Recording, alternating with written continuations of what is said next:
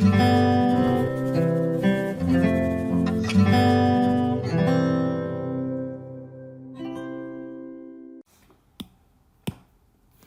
and Ida shared a packet of sweets equally. Now what this means is that they both have the same number of sweets at first. Okay, so it's good to take note of that.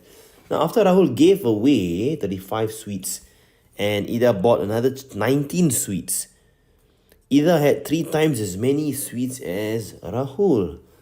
Definitely, right? Because they both had the same amount at first and Rahul decides to give away, right? So automatically he will have lesser than Ida.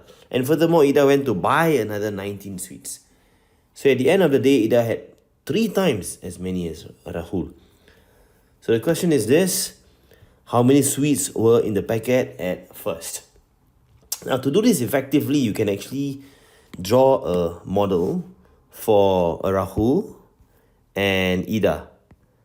Okay? So at the end, Ida had that 3 units. Rahul only 1 unit. Why is this so? Because Rahul gave away quite a bit of sweets. Right? He gave away quite a bit of sweets. So actually, initially, he probably had a little bit more. This may not be exactly 1 unit, but this is exactly 35 sweets that he had more. So this is how much he had at first.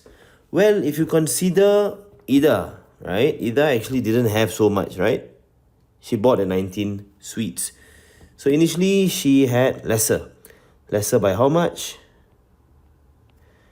Lesser by 19. Over here will be 19.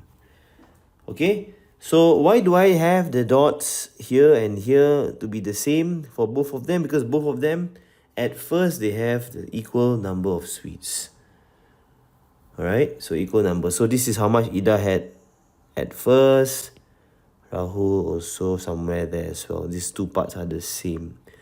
So this tells us that if you take 35 plus 19, that should add up to these 2 units.